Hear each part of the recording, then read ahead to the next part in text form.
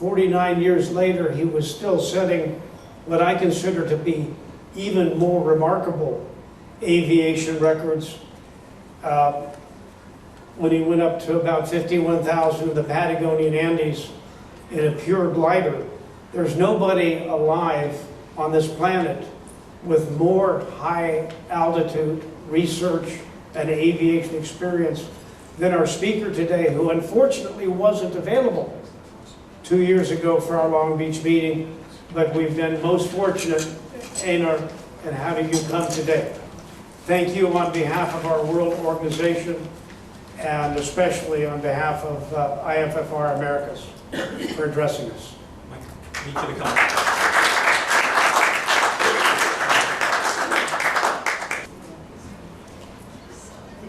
Well, thank you, Michael, and thank you for the invitation and for coming to hear about this. I'm pleased to be here and been meeting all these impressive people that really airplane lovers and flying lovers, which is wonderful to be here amongst you.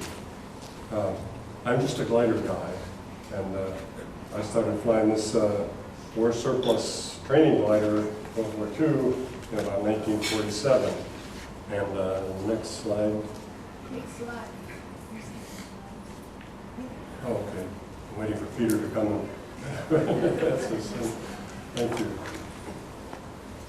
So I had to take some time out. I wanted to learn to be a better glider pilot and learn more about airplanes. And so I took some time out over the next few years through these airplanes, which I've done either tested the airplanes or used the airplanes for specialized tests. Next slide, please. And well, that's one of the more interesting ones, a lifting body with no wings and gliding in for landing. You can see the runway right here. Here we are turning base leg at about 18,000. And it turns out that it's easy to do. It's a nice flying airplane and it's easy to land it on the spot. And your final approach rate, you check your rate of climb, and it's about 18,000 feet a minute down. And you're doing about 300 indicated.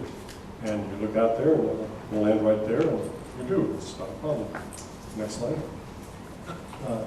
And there's another airplane we use for some special tests and basic research. And there's just another example. Next slide. And there's an F-18 that we ran for several years, trying to improve the ability of the computers to predict what the airflow really did. And so we extremely heavily instrumented and flew in all kinds of flight conditions and measured the flow and compared and see how the computers did and how to make them do a better job. Next slide.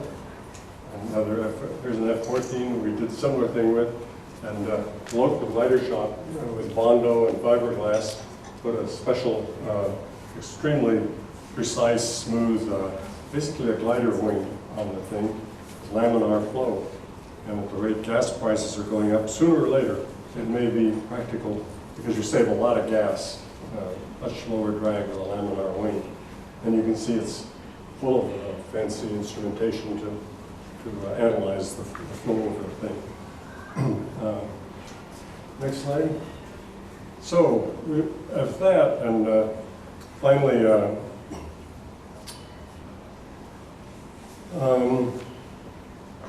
want to talk about some new stuff. And this is, in a way, it's new stuff. It's not only newly understood, but it's newly evolving. And we'll talk about that a little bit more later. But it's involves the polar vortex, and it's an air mass that's rotating around the winter end of the Earth, particularly. And we'll get back and talk a little bit more about that later. But it goes up to high altitude, and it's quite high-speed wind, and it does some interesting things. Next slide. Okay, let me introduce this first. Here's Greenland, and Iceland, and Scandinavia, and Svalbard or something, and here's the North Pole. And this is in the winter, and this is animation, and it'll show what the polar vortex does.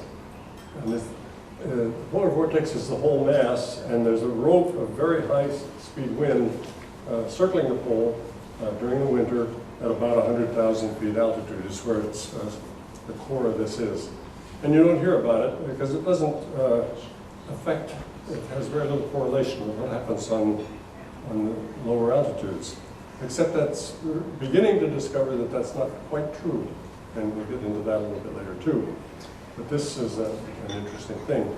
Next slide, please. This gives a little bit more what it is. This is a cross section. This is the southern hemisphere.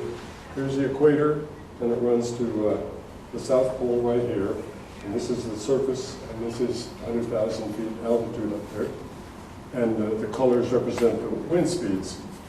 And the global model, I think this one is either no gaps, a Navy global model of the Earth's atmosphere, or it may be the European Center for Mid-Range Forecasting. I'm not sure which one it was used. And this was prepared by meteorologists that I've been working with for the last 10 or 12 years, whose company is called Weather Extreme Limited. But so here's some stronger winds. They're on the order of 100 knots. And this is the subtropical jet stream, and it's sitting here. It wanders back and forth as it goes around the Earth, but it's on the order of 30 degrees south latitude. And the top is up here, maybe 40,000 feet or so. And then this is the polar jet stream, this happens to be a fairly weak one. It's 90 or 100 knots, and it's a little lower, and it's further toward the pole at around 55 degrees south.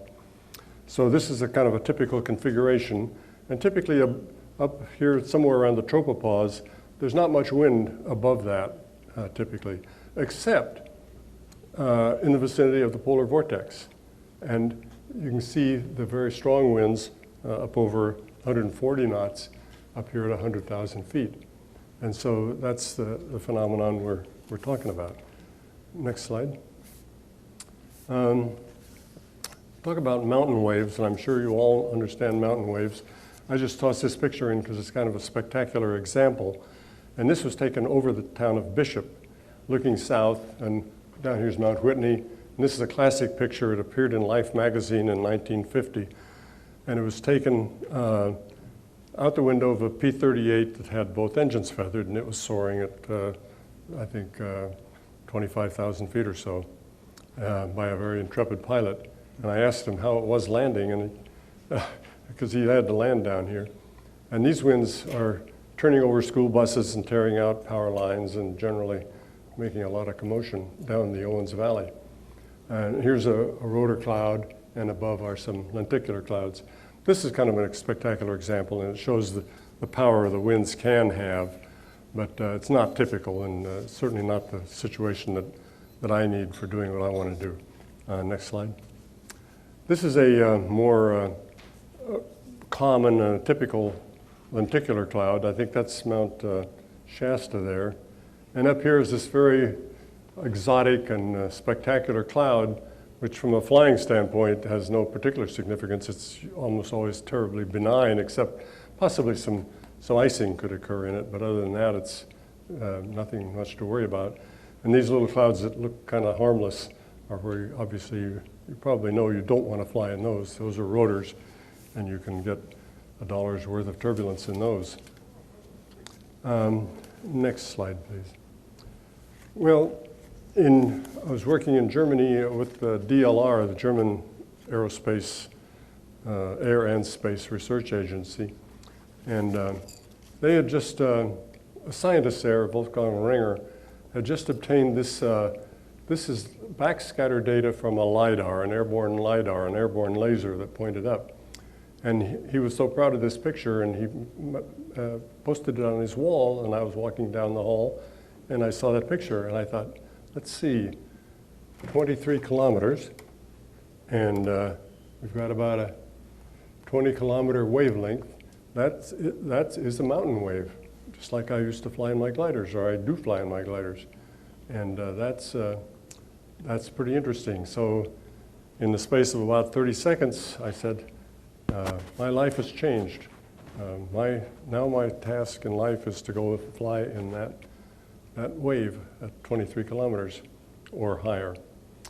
And so we'll talk a little bit more about that cloud later also. Next slide. So in the course of learning about this thing, I shall get into, I started a thing I call the Perlan project.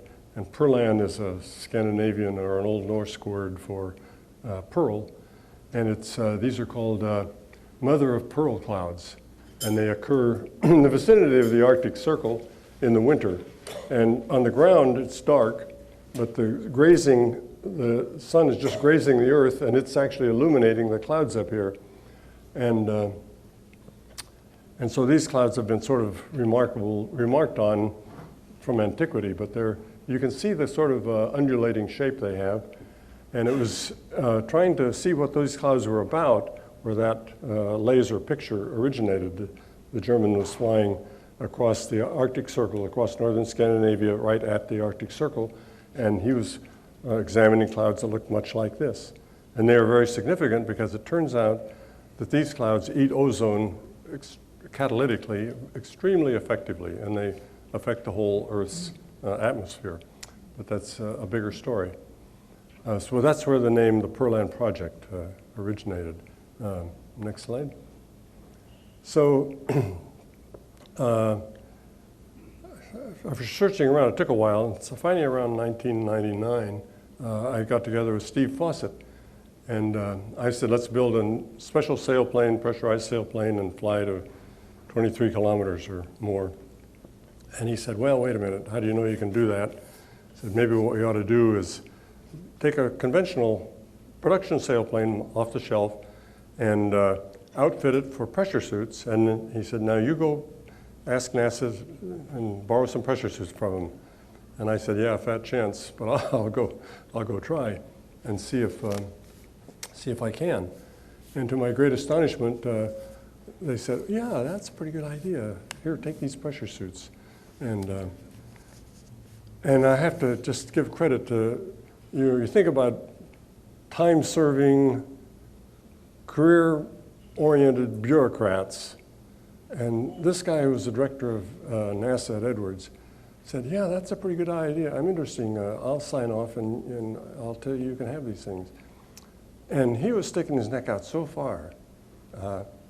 Any little incident, and he's going to get fired, or he'll just never hear the end of what a dumb thing he did.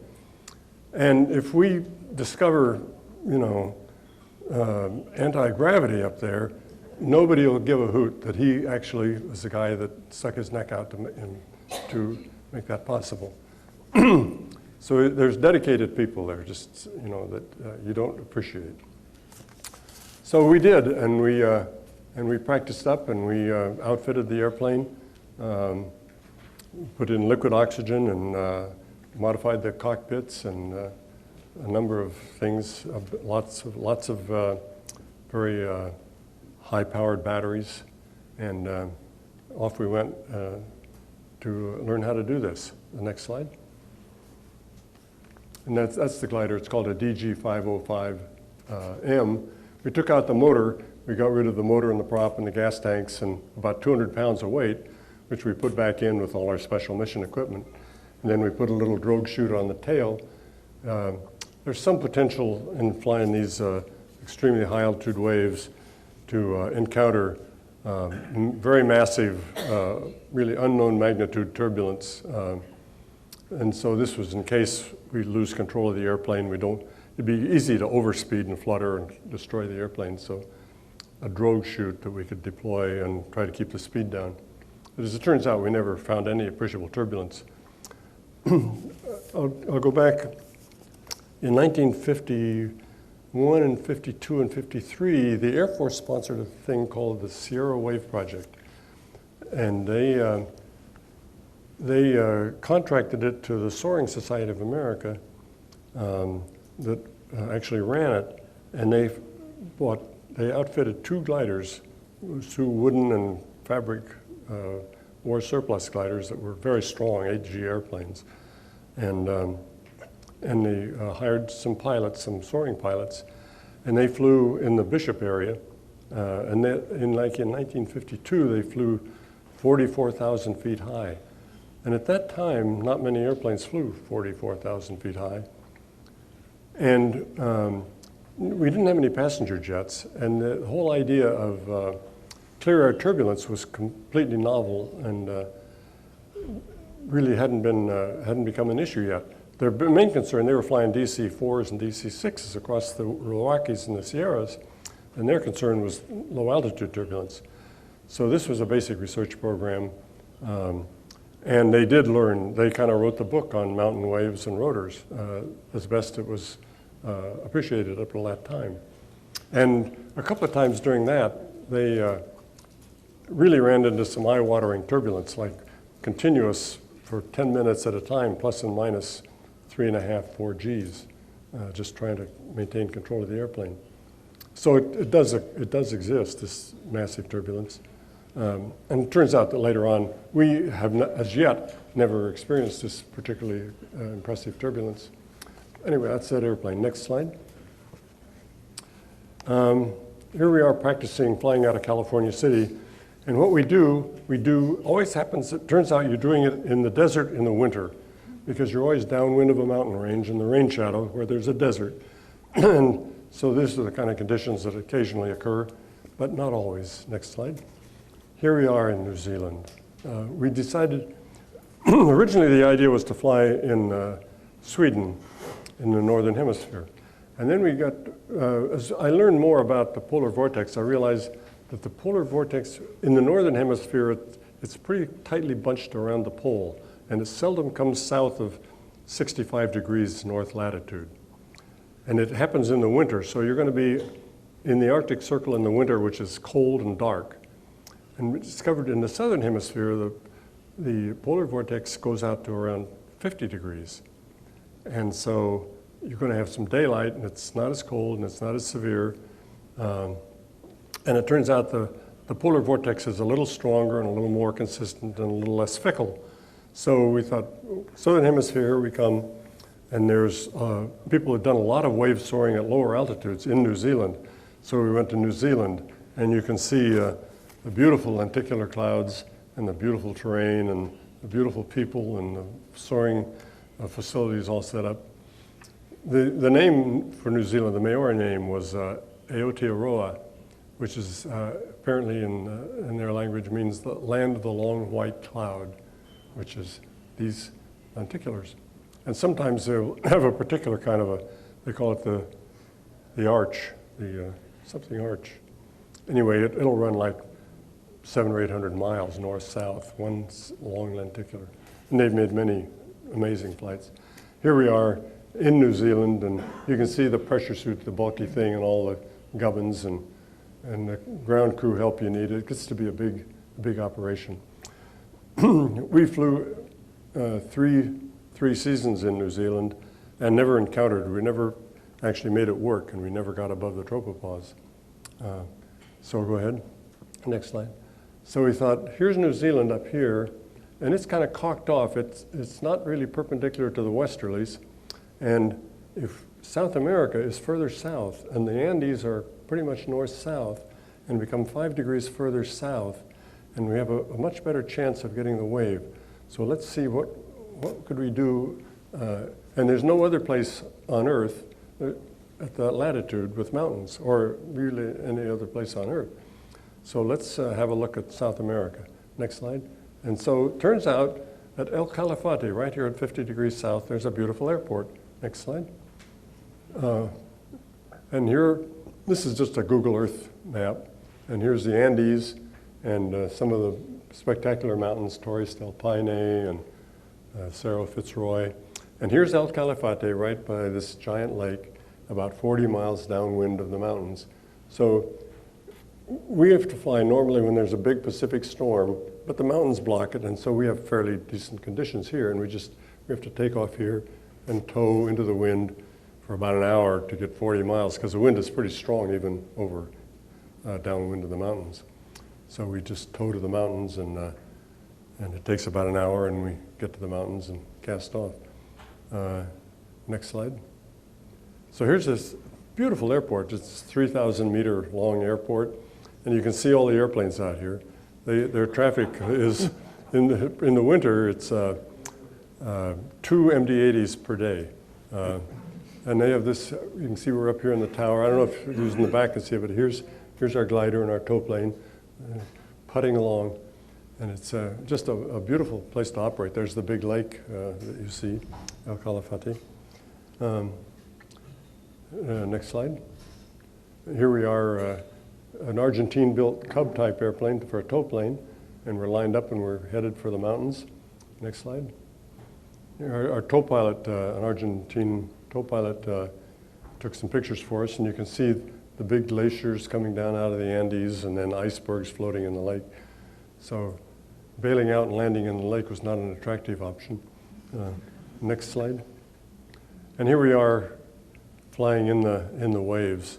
And I'm sure many of you have flown in days with lenticulars or even amongst the lenticulars, but the scenery is absolutely unbelievable and spectacular. Next slide. This is actually from New Zealand, but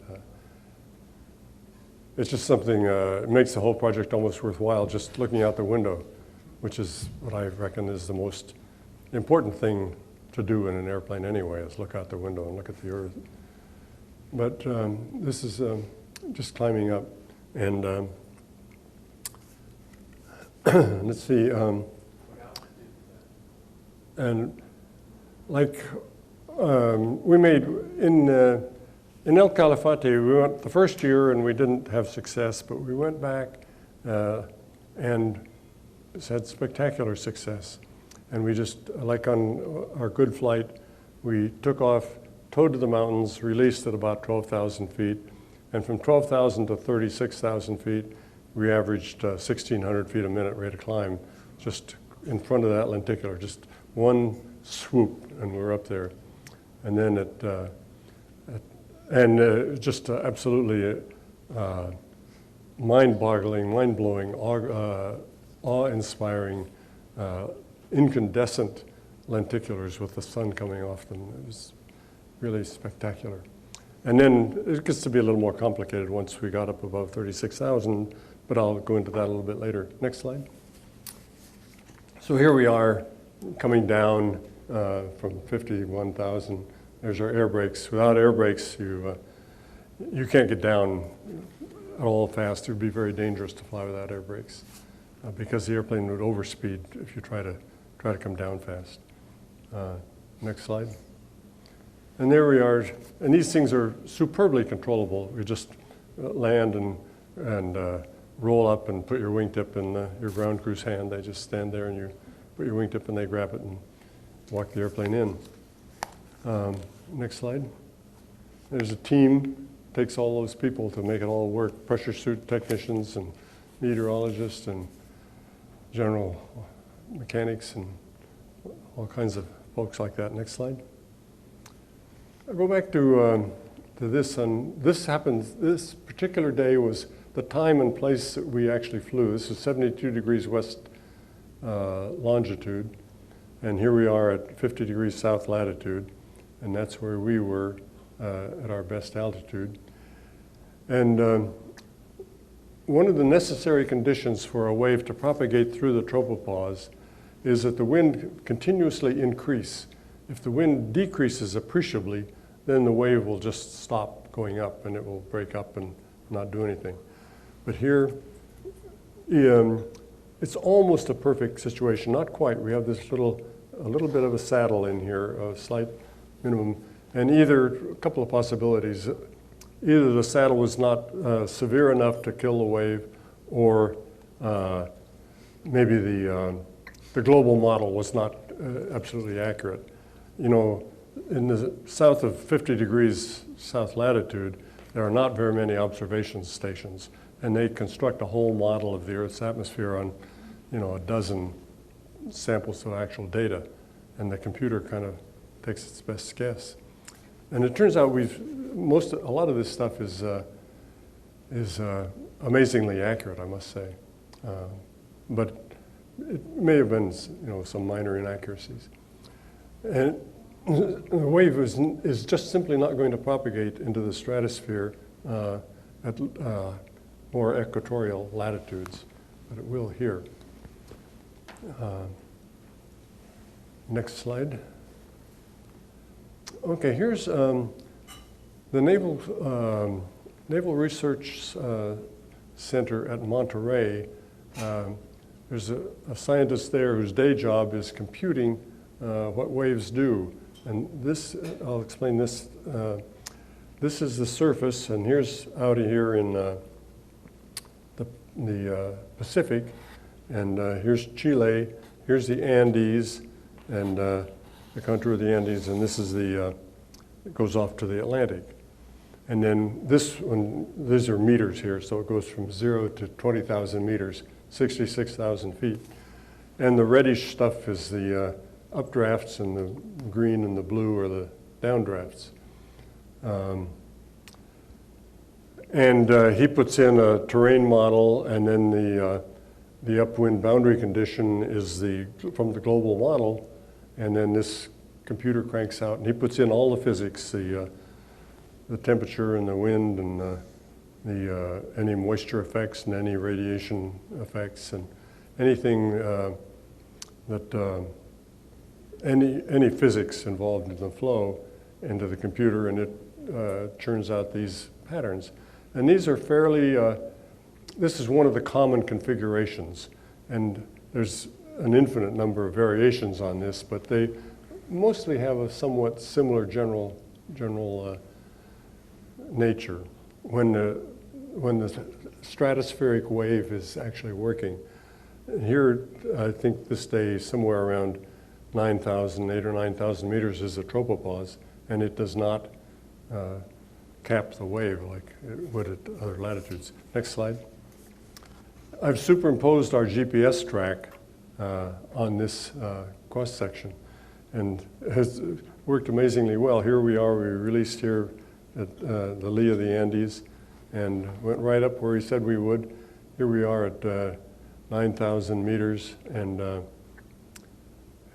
kind of topped out here and looked around and to see if we could find some more lift, and we didn't. So having in mind that this was a fairly typical shape, we didn't have this picture beforehand, but a mental image, went back and found, sure enough, there was a secondary back here, and we went right on up.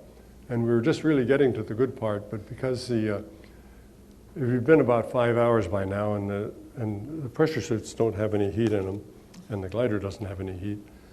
And so we were getting kind of cold and tired, and the pressure suit's getting inflated. The pressure suit inside is at 35,000 feet, and outside you're at 51,000 feet, so there's a little over 1 psi in the suit, so that makes it kind of hard to maneuver in the thing. And it made it hard to operate the airplane. And it tended to, like the legs balloon out, and when you're semi-reclining in the glider, it inhibits the lateral motion of the stick, like pushing it against a side of a life raft. And so lateral control was impaired. And then Steve's suit, Steve had kind of shifted in the seat, and the suit was pushing out in the front and pushing the stick forward, so I had to hold it back with both hands and kind of wrestle the stick, so that was getting tiresome. And you get a little bit worried that if you had some extreme turbulence and you need to really use all of the stick, you might not be able to access it. So we thought, so Steve and I had a little talk there, and I said, you know, it looks like we've proved our point. We've proved a couple of things. We've proved that we could go up here. One of the questions in my mind was, if we do have this configuration, can we get high enough here that we can go back and hit the lower part of this one? Or are we going to somehow just miss it and not be able to transition? And it turns out transition was quite straightforward, quite easy, and we transitioned very successfully. The second thing is, I guess, does this configuration even exist? And sure enough, it exists exactly as predicted. So I said, you know, it looks to me like we've proved our point that this can be done, and do you think we ought to build a pressure cabin now? And he said, yeah, I think we can build a pressure cabin now. And I said, you ready to go home? And he said, yeah, I'm cold, let's go home. And so we went home. I will say, you know, we flew back over El Calafate, and we're still above 50,000 feet, flew back over El Calafate. And I've flown lots of airplanes a lot higher than 50,000 feet. But somehow in a glider sitting there, and you bank up and you look down and you think, man, we are really high.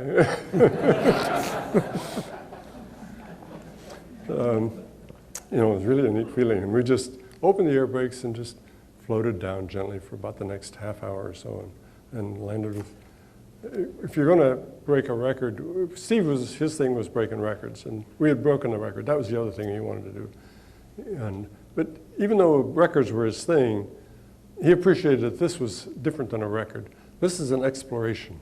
Nobody had ever flown in the polar vortex at our altitudes. And nobody understood it, and nobody ever even thought about trying to do this, or that there was some use to doing it. So he appreciated that we were doing something that nobody had ever done, and that it wasn't just doing something a little better than somebody had done in the past. It was doing something new. And it wasn't the sort of approaching closer to some absolute limit. It was putting your foot on the bottom of the ladder to do something really impressive. So, so he appreciated that. And so we came down. Next slide. Oh, this illustrates an aspect of high altitude waves. This is a NASA data. It was a NASA DC-8 flying out of Kiruna at the Arctic Circle in Sweden. And they're flying along, and they've got a way to look at the contour of the wind above and below the airplane. And it shows a mountain wave here. This is right about over Mount Sarek, I think, or Kebnekaise in northern Scandinavia. And it's kicking off a mountain wave here. And you can see that it's pretty small here at the tropopause. It's very strong at low altitude. It gets attenuated at the tropopause. And then it starts to expand as you go higher. And this was the limit of their instrument, but this trend no doubt continues up to maybe 50 miles high, except for one thing. I can say that it turns out that there's a derivation called the Palm-Eliason theorem that says under a wide variety of initial conditions, the amplitude of this wave goes up inversely as the square root of the density, which is exactly the same as how your true airspeed goes up compared to your indicated airspeed. And so this thing goes higher and higher, and under some conditions, this thing will get so high that it becomes unstable, and then it breaks, and you have what you call a breaking wave. And then it goes into a big set of vortices, which nobody really knows what happens, but it's going to be a lot of mixing going on.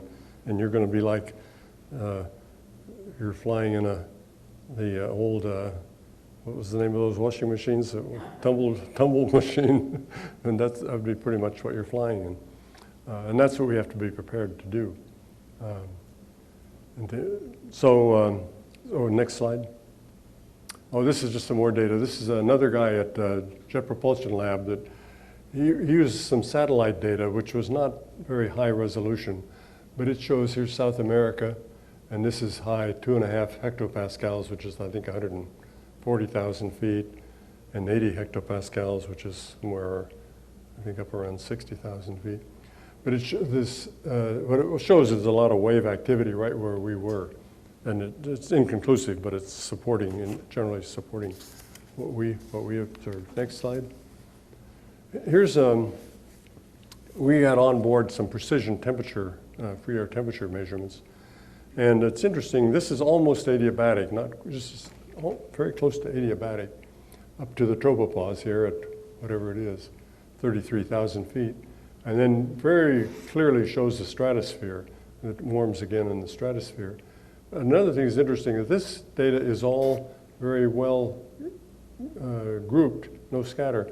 Up here, there's a lot of scatter, and it turns out there's a reason for that, and that is that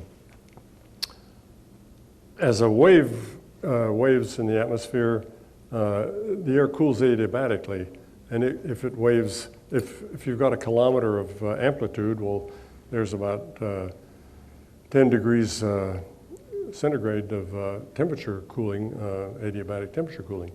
And if that temperature cooling penetrates into an inversion, then there's going to be a big temperature difference between where the wave lifted the air and where the wave didn't lift the air. And so we've got a 9-mile wavelength roughly. And so that really represents cruising around within a 9-mile region. And it shows that within a fairly short region, you can get very large horizontal temperature gradients, which could be of interest in autopilots and engine controllers and things like that. So that's, it was an interesting observation that you wouldn't think of normally. Next. Oh, let's see. I don't have anything more to say about that one, so let's go ahead to the next one. Oh, so this is the glider. Greg Cole, who did quite a bit of the design work on the Evolution up at Bend, Oregon. He started his own glider company, and I feel very fortunate that he's really taken with this project, and this is the airplane he designed. It's a sailplane, pressurized sailplane, and it uses entry and exit as 2 plug doors, and we copied pretty much the idea of Burt Rutan's idea of several small windows for like a Spaceship One. And then at very high altitude, aerodynamics have to be a little different. Some of you are familiar with the idea of Reynolds number, and Reynolds number is about 1/4 what it is at sea level, flying at the same indicated airspeed. So your airplane shape has to be aware of this, and a plane that flies well at low altitude, plane that's optimized for flight at low altitude is going to fly very poorly at high altitude, at these extreme altitudes. So this one is compromised. It doesn't fly as, it's not optimized for low altitude, but it does much better at high altitude than another airplane. Next slide. That's just kind of how you go about building a new airplane, and you can lay out and figure out where the pilots are going to sit and where all the equipment. We have rebreathers and oxygen tanks and special displays and getting in and out and a lot of those little issues. So you kind of work it out in a plywood mock-up. Next slide. And then this airplane is built out of prepreg carbon, which is the highest strength material that you can use. It's just extraordinarily strong and light. And it's all made in female molds, and the construction process is a computer takes the CAD drawings, and it mills the foam plastic into the right shape. Then from the plastic, you make a female mold, and then from the female mold, you make the actual part for the airplane. So you actually build the airplane about 3 times, and it gets expensive. But you end up with an airplane that you couldn't really build any other way. This airplane is a 9G airplane. The cabin pressure is 8 psi, and I'll mention that. Next slide. Yeah, there we are. That's a more advanced mock-up, and we're looking at a lot of other issues more precisely on instrument placement and how the hatches work and things like that. Next slide. This is a complete fuselage, the carbon fuselage. And we built one for structural tests, and we put 9 Gs by Gs only on it, had it in a great big rig with all the whiffle trees and the lead and stuff. And then we had a combination of 6 Gs inertial loads and 25 psi in the cabin to make sure we had a really big structural margin for the cabin. And it actually blew out a pressure bulkhead at 25 psi, but that was at a factor of 3 over the normal pressure schedule. And so right now, we've got all the parts made for the wings and the fuselage and the tail, and they aren't put together right now, but the parts are all made. Next slide. So that's where the airplane stands as of today. It's up in Bend, Oregon, and And we ran out of money. That was the other thing. You know, when you build an airplane, what you do is you count up everything you can imagine that you're going to need. You think, okay, this is everything we're going to need to build this airplane. And then you multiply it by 3. And that should do it. And that's what we did. But it was a little short. And we had it times 3, but we didn't have the 3 plus a little extra. And so anyway, we're out scratching. But there's more than just flying the airplane. And this airplane is designed to fly at 90,000. My original goal was to fly at 100,000 feet. I'm going to be talking some more in a minute. It's okay. To fly to 100,000 feet, because the wave clearly goes high enough and the aircraft is capable of flying, well, it should be. But the problem is that above 90,000, you're going to have a shock wave on the wing. And shock wave on the wing is fine, your airliners do, but they're at higher Reynolds number. And a shock wave on the wing at these low Reynolds numbers, it may separate the flow, so we're not sure it's going to work. So we decided to shoot for a 90,000 foot wing, which we're sure we can do, and we wanted to be conservative. But in principle, if this one works well, and somebody thinks, gee, it'd be nice to go to 100,000 feet, well, we could build it. And it probably would work. We're just not sure of it. I was going to say something else there. Well, that's okay. But beyond being, and this should be a practical airplane and economical to fly, not like a pressure suit airplane. And we want it to be able to fly repeatedly, and it's capable of doing worthwhile science missions and other adventures besides in the wave at El Calafate, Northern Hemisphere adventures. Interesting possibilities of flying from, say, Frobisher to Siberia in a sequence of waves. But that's a little, I think that might be for successive generations. Next slide. So here's some of the scientific research that is of considerable interest. Stratospheric mixing. Mixing doesn't occur in the stratosphere. Molecular diffusion just takes months and years for anything to, like momentum or energy or mass to distribute itself through the stratosphere. Stratosphere, when it's smooth, it's really smooth and there's nothing much happening. But you get these breaking waves and then everything gets really tossed around and mixed completely. And so this has a big difference on how the whole atmosphere works. There's been a lot of work. I just had a really interesting report. A group has put together kind of a summary of all the climate models. Of course, climate modeling is the big thing at the moment. And they're showing some pretty strong trends. And some things that they feel that they really agree on and that they're quite sure is the way the atmosphere is going to evolve. And other things they're a little less sure. And one of the things they're not particularly satisfied with is mixing in the stratosphere. They don't have a good handle on how to predict where and when this is going to happen and how much. And that's one of the things potentially we could offer some assistance to improving the predictability and the efficiency of looking at efficient ways, computationally efficient ways to predict mixing. Well, the other thing I was going to say is that what they're learning when they're really looking at these climate models and coordinating them with the global models that are existing, where you get your Channel 7 weather is out of the global model today. And you correlate the global models and the climate models.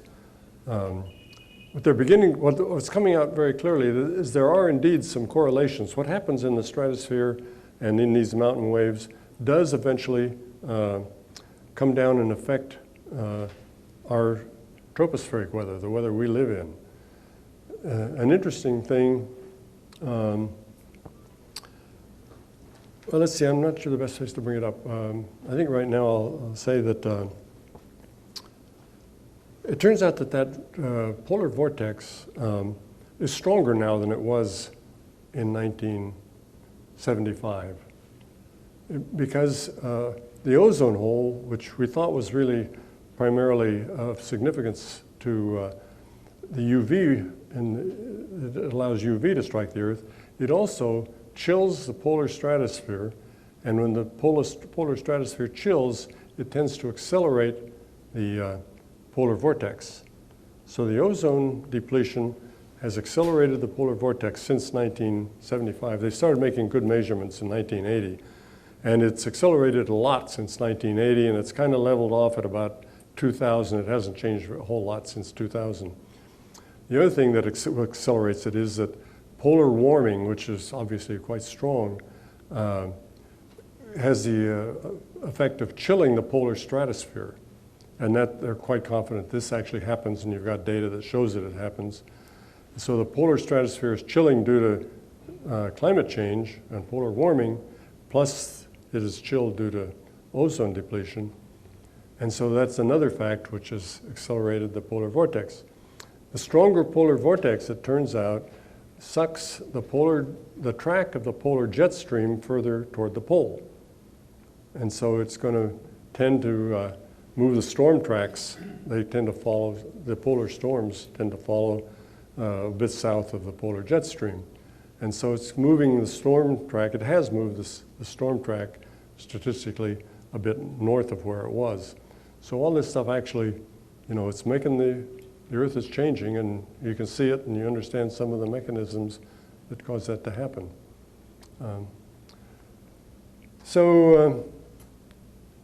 All these things, microphysics of the wave clouds. Turns out that, well, I'll get that here. These are all kind of esoteric and arcane atmospheric physics things. We have a couple of principal scientists, Elizabeth Austin and from Desert Research Institute up at Reno that are working with us. And then there's another project that NOAA and NCAR, they're going to take their special instrumented G5 down to South America, and they want to fly at the same time we're flying, and they do their measurements up to 50,000, and then ideally we'll be above them and correlating what they think is happening up there with what we actually see happening. Next slide.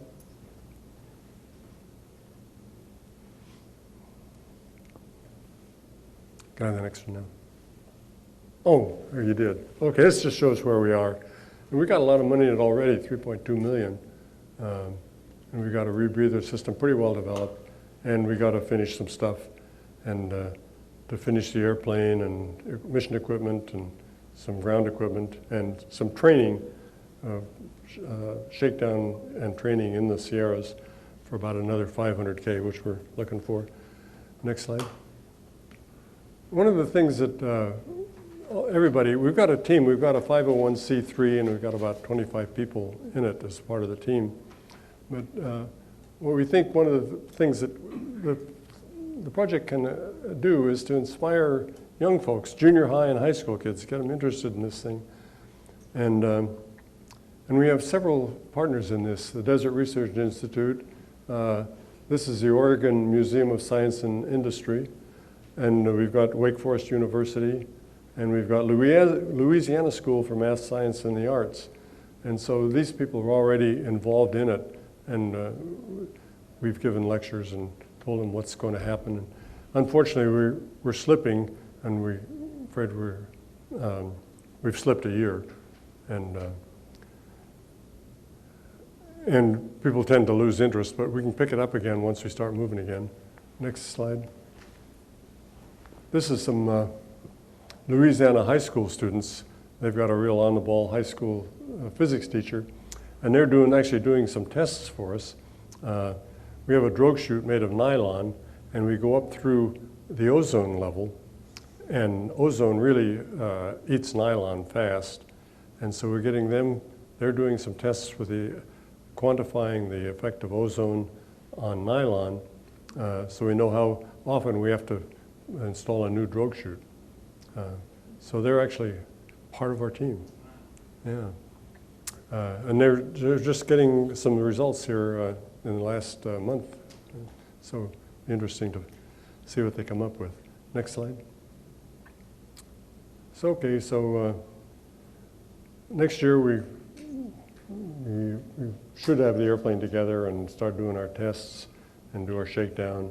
And then the following, we have to,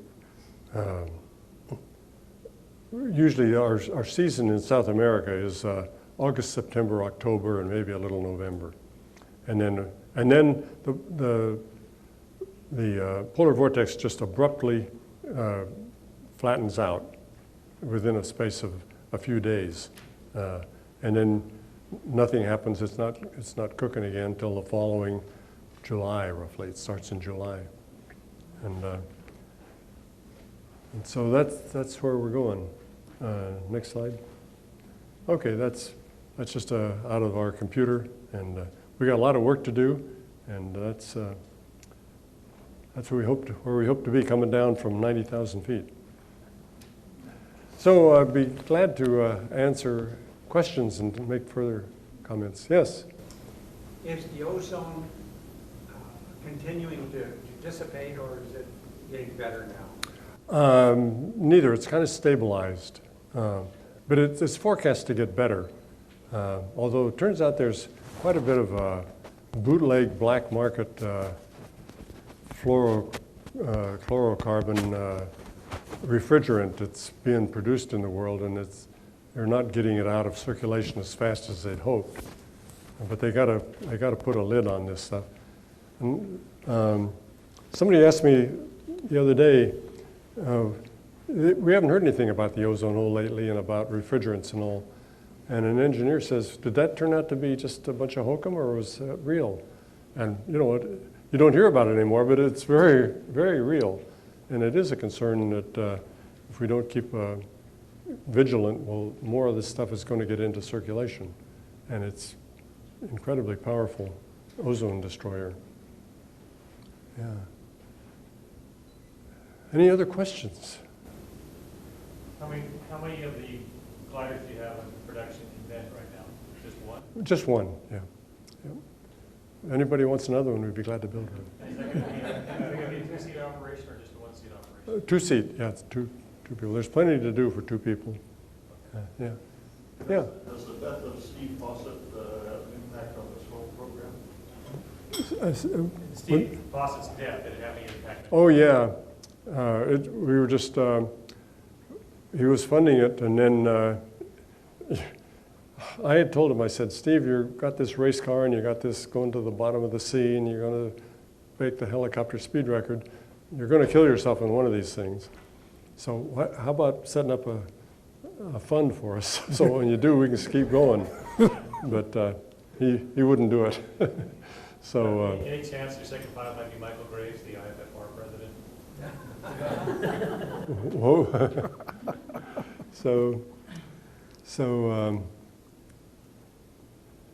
So anyway, we were cooking along. We got an Australian who put in enough money to get us rolling again. And then Dennis Tito, the first space tourist, came along, and he put up most of the money for this. And but he's sort of a man of principle, and he said, this is how much money, you guys be smart and do the job within this amount of money. And we thought we had, and we guessed wrong. So now we got to find some more. Is this going to be up on our new website? We do have a website. I think if Would we be able to post this? yeah. To it? Maybe a link or whatever. It'd be really good to have it. There will be a link Yeah. to the IFFR website, Oh. to the Perlan website, Yeah. and there'll also be some information not only about EINAR Right. and his incredible career. There's a link there now to his Wikipedia page, but also to Perlan, and this particular presentation will be available via IFFR.org, thanks to Peter Moore's. Einar, there are two things I want to share with you as in saying thank you on behalf of the World Organization of IFFR. The first of these is that for the remainder of my 2-year term as World President, you're one of a tiny handful of honorary members Oh my gosh. of the International Fellowship of Flying Rotarians, and having personally flown on every continent but Antarctica thanks to this organization, I think you will find fellowship among Rotarians all over the world, even in Argentina, That's as you travel. a good idea, yeah.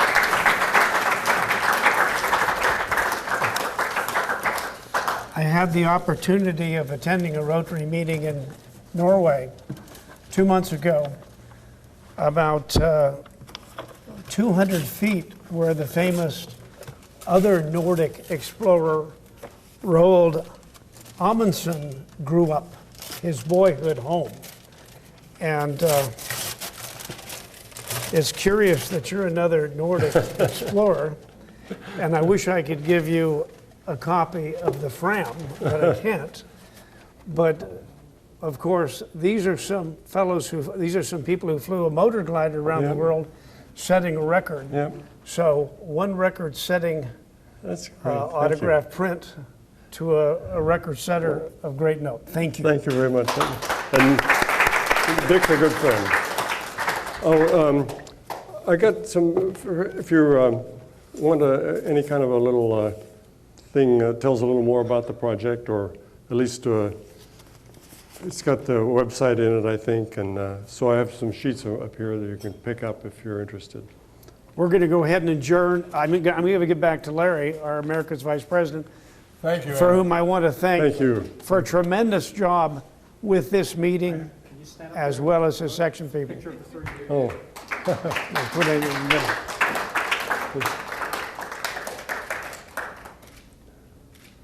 Thank you. Before we adjourn, a couple of quick things.